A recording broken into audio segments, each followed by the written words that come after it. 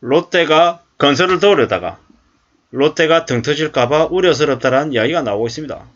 롯데그룹 제 시총이 1조 4천억이 증발했다는 이야기가 있습니다.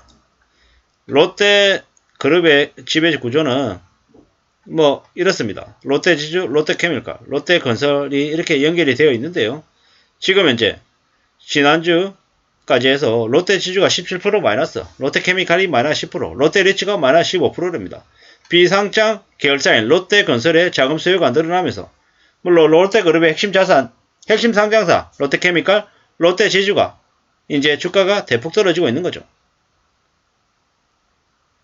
롯데케미칼은 롯데건설의 2천억 규모의 주주 배정 유상증자에 참여하고 또 롯데건설에 3달간 5천억까지 빌려주기로 했답니다. 이러한 악재가 이제 겹치면서 롯데케미칼과 롯데지주의 시가총액이 1조 4,400억이 감소한 겁니다. 왜겠습니까? 아니 롯데건설이 바깥에서 자금 조달하는 상황이 안 되다 보니까 이제 롯데케미칼에게 돈을 빌려야 되는 상황까지 온 거죠. 근데 이게 이걸로 끝일까요? 시간이 지나면 돈이 또 들어가고 또 들어갈 거다라는 거죠. 밑 빠진 독에 물 붓는 것 같은 상황이 이미 벌어졌기 때문에 시장은 많이 우려하는 거죠. 사실상 롯데그룹이 부도가 날지도 모른다라는 이야기도 나오는 거죠. 이게 지금 현재 상황이라는 겁니다. 많이 우려스럽고 많이 무서운 상황입니다. 경제는 결국에는 심리적인 부분들이 제일 크다라는 겁니다. 롯데까지 절해될 정도면 다른 기업들은요. 그냥 할 말이 없는 거죠. 할 말이 없는 거라는 거예요. 지금 주가가 계속 떨어지겠죠. 계속. 강원랜드 채권 채무불이행 사태. 그냥 김진태가 터뜨린 저 신호탄이 이제 부동산 프로젝트 파이낸싱 PF 시장을 얼어붙게 만들었죠. 롯데건설의 최대 주주인 롯데케미칼이 6천억의 자금 지원을 결정했죠. 롯데케미칼은 롯데건설의 44%의 지분을 가지고 있습니다. 서로 지분을 가지고 있죠. 근데 이게 뭔가라는 거죠. 앞으로 저렇게 이제 무리하게 이제 계속 가다 보면 안 좋아지는 거죠.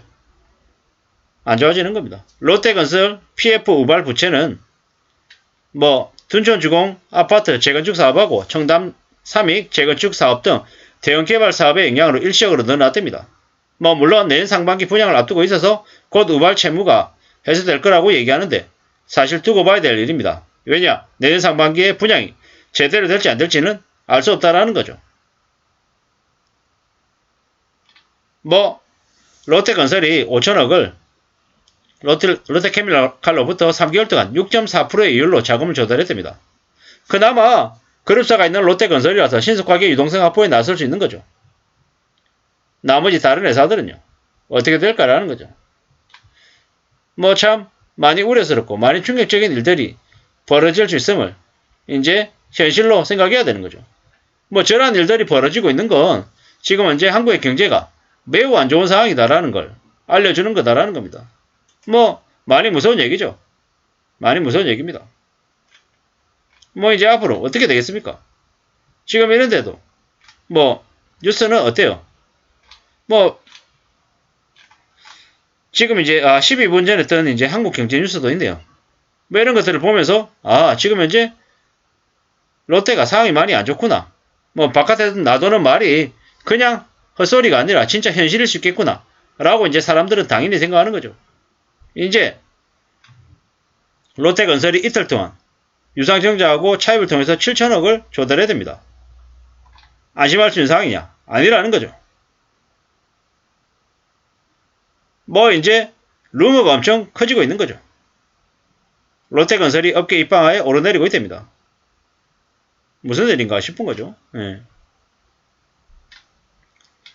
시장에 이제 악성 루머가 빠르게 확산되고 있다는데 롯데건설이 부도가 될 수 있다. 만기가 도래하는 채권이 수조 원이다. 이러고 있는데 롯데건설이 자금 조달이 났으니까 소문이 더 커지고 있는 거죠. 대형사인 롯데건설이 부도 날 일이 있겠냐? 이렇게 얘기하지만 아무도 못 믿는 얘기라는 거죠. 누가 믿습니까? 춘천 테마파크, 레고랜드, 김치태 저놈 때문에 벌어진 일인 거죠. 강원도가 지급 보증을 해서 국고채 수준으로 대우를 받았는데 사실상 국고채가 망가졌다라는 거죠. 뭐 이러한 일들이 지금 벌어졌고요. 이 나라 꼴이 어떻게 될지는 점점 더 우려스럽다라고 봐야 되겠습니다. 참, 이런저런 얘기했더니 사람들은 더 이제 불안해하고 더 우려스러워하는 거죠. 이게 현실입니다. 이게 앞으로 이러한 우려, 이러한 염려, 불안은 더 심해질 것 같습니다. 더 커질 것 같습니다. 앞으로 별일 없다, 괜찮다 이런 말들은 절대로 믿어서는 안 될 것 같습니다. 또 이렇게 제가 얘기하니까 또 노란 딱지가 계속 붙네요. 그냥 짜증나는 거죠.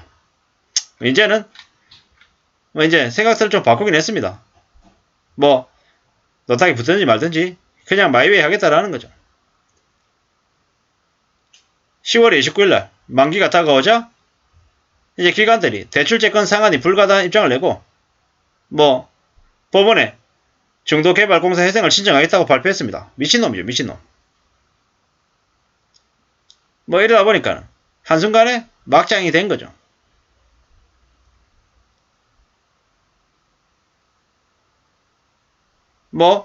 2050조의 채권이 이제 10월 6일날 최종 부도 처리됐죠. 사태가 논란이 되니까 강원도가 뒤늦게 10월 19일날 2050조에 대한 예산을 편성해서 늦어도 1월 29일까지 갖겠다고 했지만 시장은 이제 안 믿는 거죠. 이미 저 사태를 이제 목격한 거라는 거죠. 앞으로 이제 신규 PF 대출 승인 받기 어렵죠. 집값이 내려가는 상황에서 사업이 원활하게 추진 안 되고 미분양 물량이 증가하면 PF 대출 부실 위험이 더 커져서 타격을 이제 입는 건 당연한 거죠. 앞으로 PF 대출이 어떤 식으로 내관이 될지는 우리는 지켜봐야 될 것 같습니다. 많이 어려워지고 많이 충격적인 일들이 벌어질 것 같습니다.